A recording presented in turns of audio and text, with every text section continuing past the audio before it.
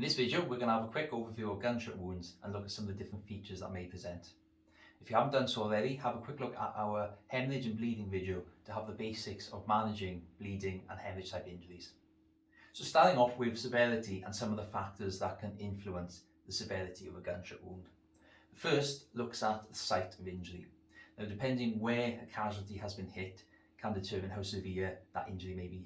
So for example, if a casualty has a gunshot wound to a limb, then it's possible for us to manage the bleeding and manage that limb injury until we can get them to further care. If a casualty has a gunshot wound to the torso, the neck or the head, then this makes things more complicated due to the organs that may have been damaged and the further significant bleeding that could be caused from this. The second factor on the list is the weapon that was used, or more importantly, the power or the velocity. Now, a higher velocity weapon is more likely to cause serious damage due to the speed at which the bullet is travelling and the power behind it. So for example, a rifle is a high velocity weapon which is likely to cause a lot of damage and destruction when compared to a low velocity weapon such as a handgun. Third on the list is the ammunition used. So depending on the weapon, there can be different types of bullets fired. So it could be larger bullets or larger caliber bullets, which can cause a lot more destruction and damage, or the bullet type may be designed so that it can cause more hemorrhage or more penetration. Having an understanding of these three factors can help you in identifying how severe an injury may be and how unwell a casualty may become. In the second section, we're going to have a look at the management of gunshot wounds.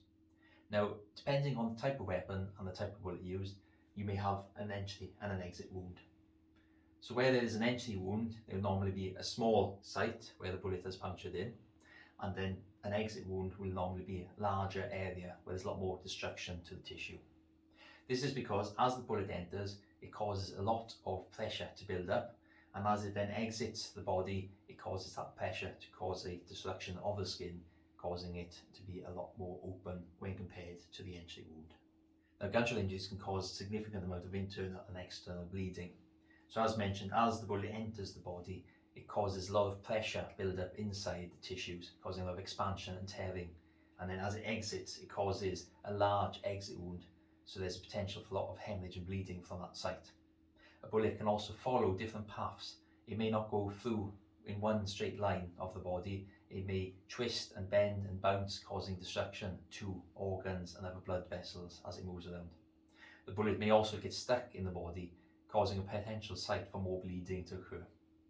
In managing this, as discussed in our bleeding and hemorrhage video, we have to look at stemming the bleeding and then getting that casualty to urgent medical attention as soon as possible.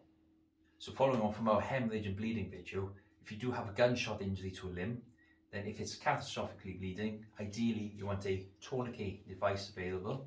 So whilst putting pressure on the injury, you can then place tourniquet device on the affected limb, tightening it up, and then turning the windlass, so the turning device, to the point where it stems the bleeding, and you can latch it off, and then you need to get the casualty to a place of advanced medical care as soon as possible.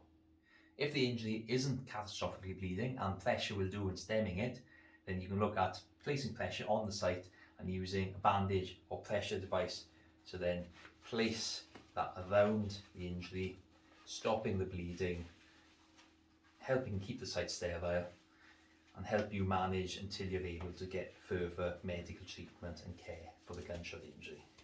If it's a gunshot injury to the torso, the neck or the head area, then the patient may be in a very critical way due to the location of the injury and the organs affected.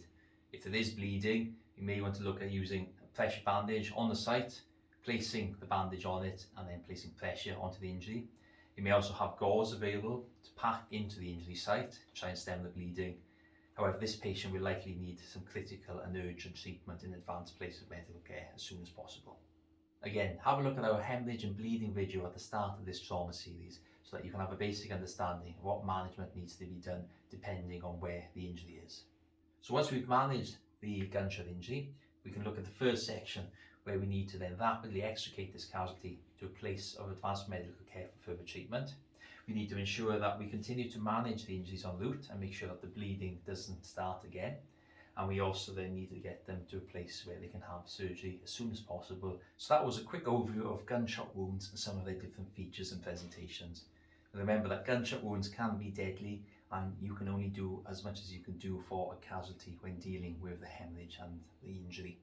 Also remember that you have to try and maintain your own safety and try and keep out of harm's way as well.